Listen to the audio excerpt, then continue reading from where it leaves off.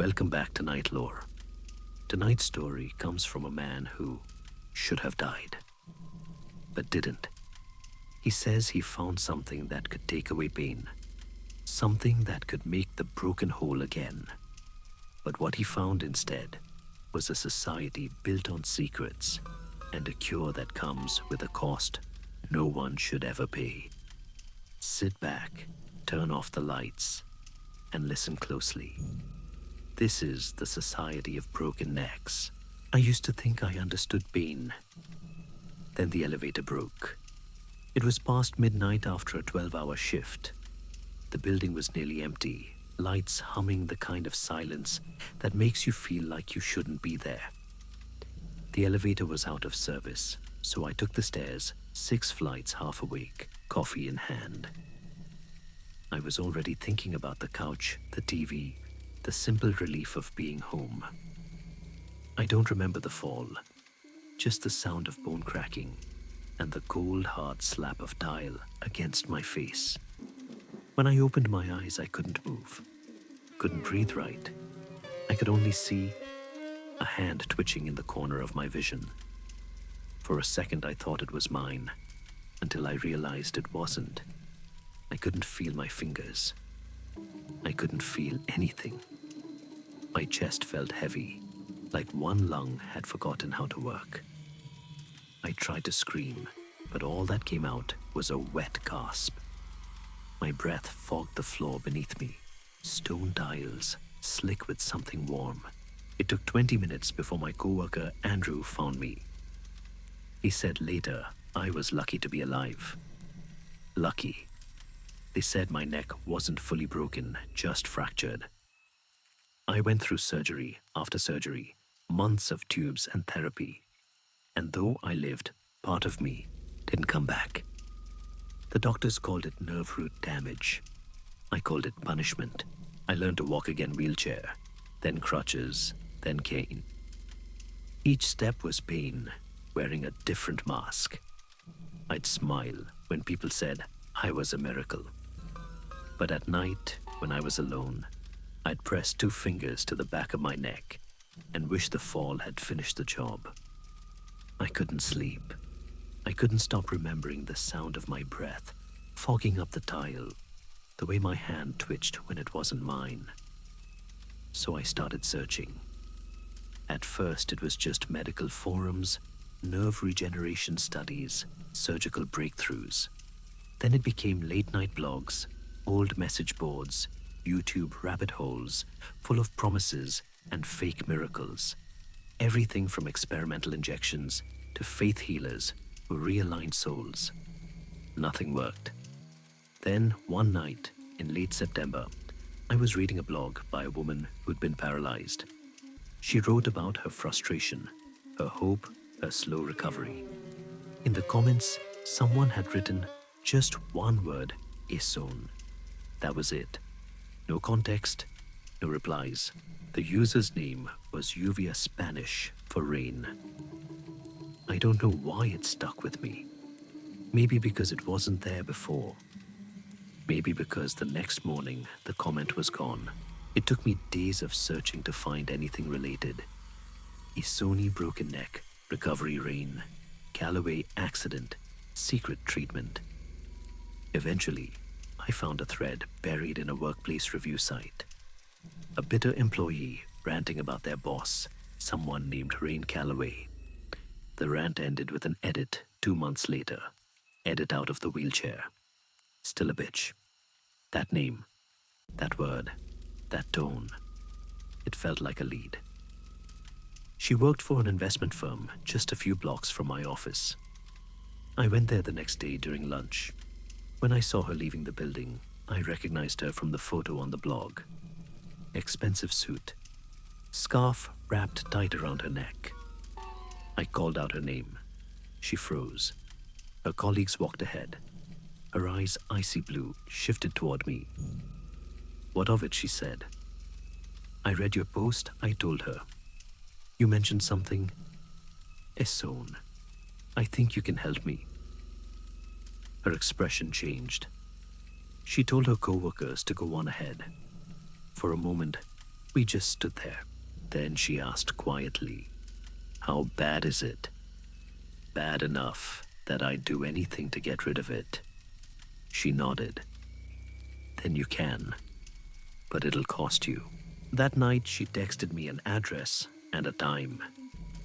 No other details.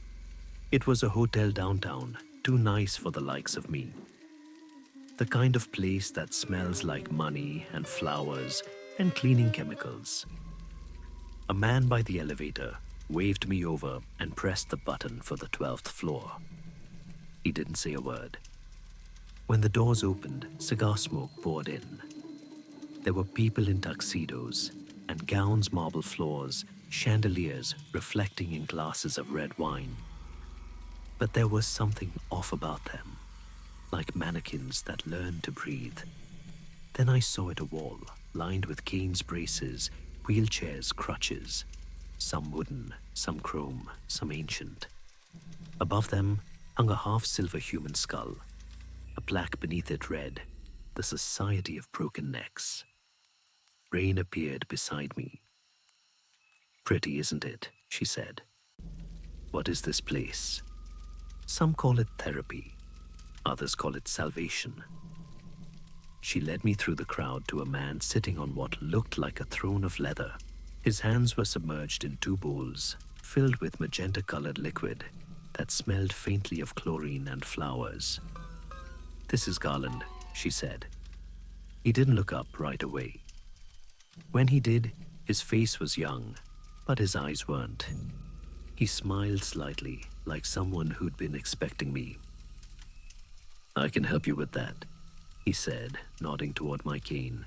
I wish I could tell you I hesitated, but I didn't. Rain told me her story over dinner, how she'd been paralyzed for 2 years after being hit by a car, and how Garland had restored her. She laughed when I asked how. "It's not about fixing," she said. "It's about replacing what's broken." I should have walked away. But when you've lived in pain long enough, temptation starts to sound like logic. That night, I received another message, a room number. The next evening, I went. Rain was waiting outside the door. She said, "I'm your sponsor." Inside was a plain white room. One chair, one faint smell, the same as the magenta liquid from before. I sat. Garland entered without a sound. He placed one hand on my head, the other over my eyes. "Try to relax," he whispered. "This won't take a minute." And it didn't. It felt like falling into warm water, like every knot in my body unraveled all at once. My muscles loosened, my lungs opened, the pain evaporated. When I opened my eyes, I was alone, and I was fine. The next morning, I walked to work. I walked. No cane, no limp. The world looked brighter. Food tasted better.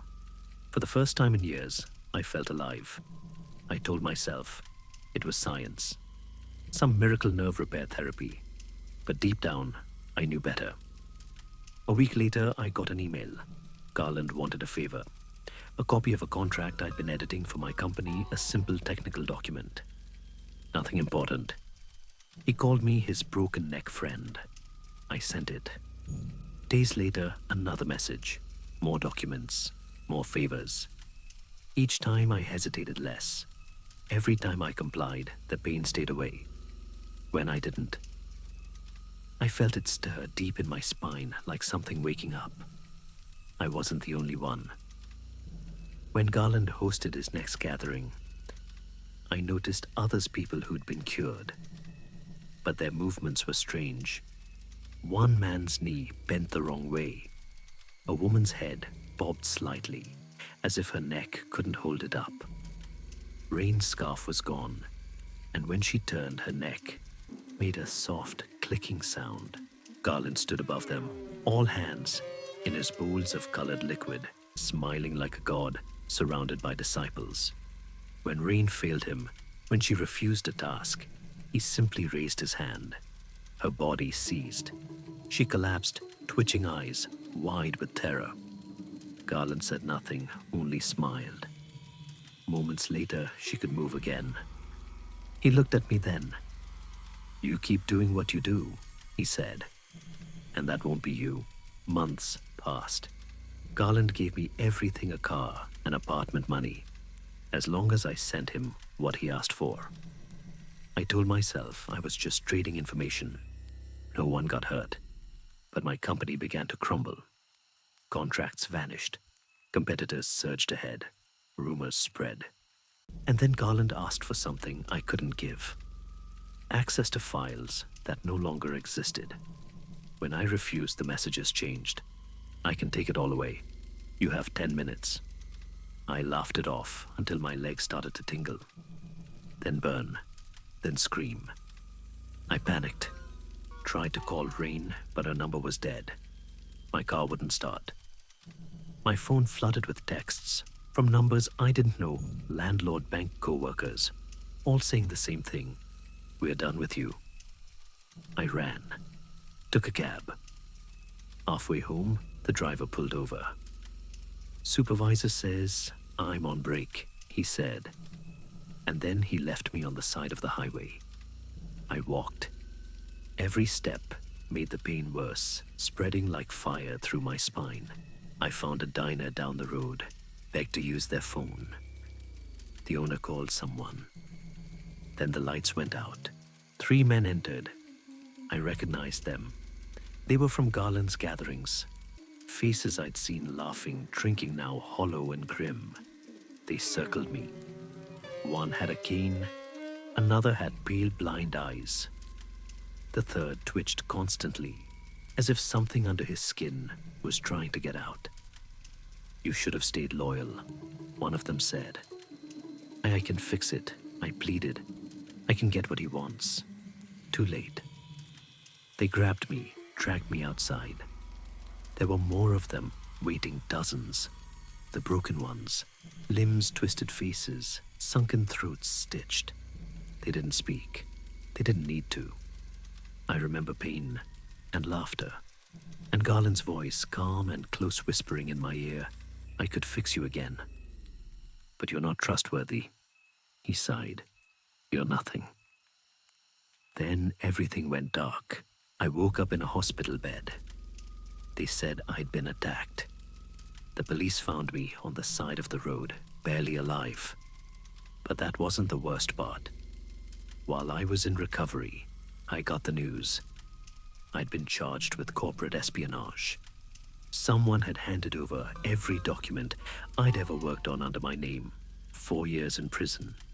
Everything gone. I told myself I'd move on, start over. I tried. But every time I turned my head too far, I heard a faint, dry crack in my neck. Rain's still alive. I saw her once in a wheelchair again. She didn't look at me. Didn't have to. Maybe Garland still owns her. Maybe he owns all of us. As for me, I think he left me like this on purpose. Not as punishment, but as an example. Some nights when I can't sleep, I feel it again. The twitch in my fingers, the numbness crawling up my neck. And when I close my eyes, I can almost hear him whisper, "I can fix you if you just come back." If you've made it this far, thank you for listening. The man who sent us this story asked for only one thing, that we keep his name hidden. He said Garland might still be watching, waiting. Tell me, what would you give to make the pain go away? If you enjoyed tonight's story, consider subscribing to NightLore. There are many more tales waiting in the dark, and some of them might already be true.